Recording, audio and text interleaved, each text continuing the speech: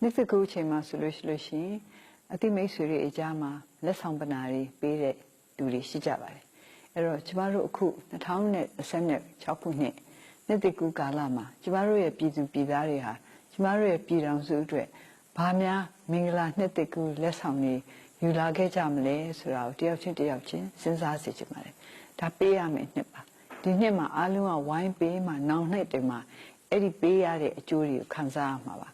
ကျမတို့နိုင်ငံမှာဘာလိုအပ်လဲကျမတို့ငြိမ်းချမ်းရေးလိုအပ်တယ်ညီညွတ်ရေးလိုအပ်တယ်ဖွံ့ဖြိုးတိုးတက်ရေးလိုအပ်တယ်အဲ့ဒီလိုအပ်ချက်တွေကိုဖြည့်ဆည်းဖို့အတွက်ကျမတို့ပြည်သူပြည်သားနိုင်ငံသူနိုင်ငံသားတဦးချင်းမှာလုံပိုင်ခွင့်ရှိတယ်လို့လုံနိုင်တဲ့စွမ်းရည်တွေရှိတယ်လို့ကျမတို့မြင်ပါတယ်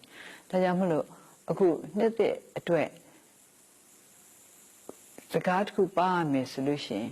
ဒီနှစ်သက်မှာဘာ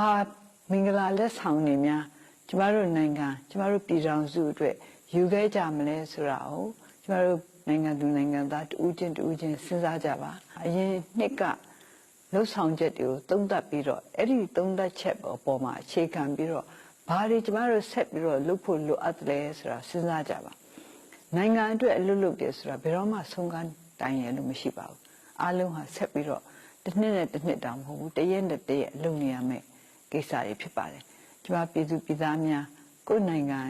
ကိုယ့်ရဲ့ပြည်ထောင်စုကြီးဖွံ့ဖြိုးတိုးတက်ရေးအတွက်သာယာငြိမ်းချမ်းရေးအတွက်